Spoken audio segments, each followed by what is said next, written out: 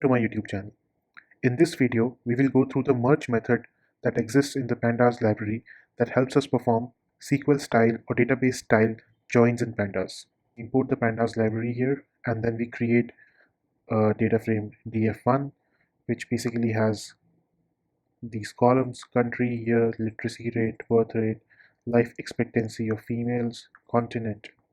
Similarly, we create another data frame df2 that has country name, and then there is this CNTR column, which is just a duplicate of the country column. So basically this data represented by another column with a different name, and then there's this year, capital, life expectancy of males, happiness index, and the continent. So here we output our data frame 1, and here we output our data frame 2. So we can see that we have all of these columns over here, and then df2 has some data as well. So we can see here that the country column is common in both these data frames, and we would like to join these two data frames, and we'll explore how in different ways we can join these two data frames using Pandas. So as discussed, the merge method helps us perform these SQL style joins, and it has all of these different parameters that it takes. We'll go through each of them and understand what they do. Now let's say we just call pandas.merge and give it df1 and df2. Now let's run this. When we run this, we can see that join has been performed, and we have country, we have year, literacy rate, birth rate, and all of these columns from both the data frames, right? So how has the join been performed here? So what Pandas does internally is it looks for the common columns in both the data frames and then performs the join.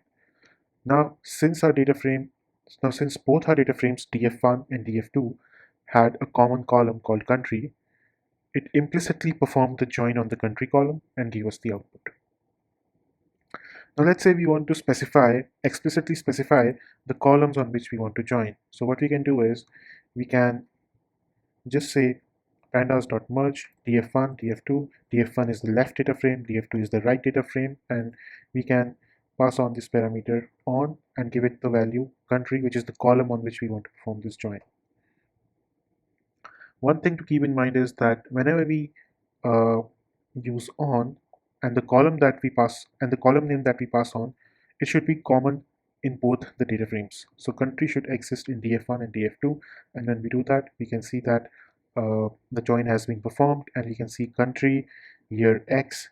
Year x means that this is the year column that came from the left data frame. Year y means that this is the year column that came from the right data frame, and so on. Now let's say we want to perform a join on a column that has different names in the left data frame and the right data frame. For example, in our df1 and df2, we have this country column and we have the CNTR column.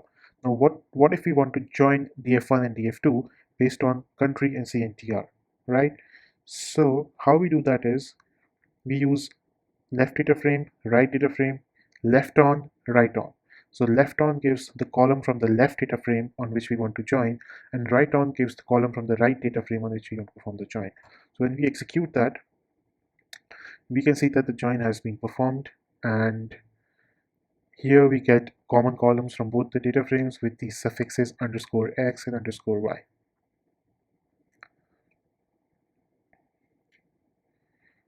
Now, up till now, we were not specifying the type of join that we were performing. So in databases or in SQL, there are different types of join operations. For example, if you do not specify anything, the default is inner join, right? But if you want to perform a left join, then you have to explicitly specify that we want to do a left join. Now this will just take the common column from both the data frames and perform a left join. Now let's say instead of specifying columns, we want to perform join on the index of the data frames. So here what we do is we take our data frame df1 and we set the country column as the index. Similarly for data frame 2, we set the country columns as the index, and we specify in place as true, which modifies the data frames in place. So now if we want to perform the join based on the indexes, what we do is we just specify left index equals true and right index equals true. So it takes the index from both the data frames and performs the join based on that. So here we can see that the country column has become the index of the combined data frame that we get after joining. So this is how we perform join based on the index. Now let's reset the index of our data frames. So we can just do that by using the dot reset index method. Another thing that we can do is we can sort the output after the joins have been performed. So for example, uh, let's say we want to join a data frame 1, data frame 2, and we want to sort the output based off the column that we have used for the join. So we can just specify sort equals true, and we can see that uh, the column which was used for joining, the country column, our output is sort based on the country column. So till now we have been seeing that we get these default suffixes underscore x and underscore y for columns that were present in both data frames.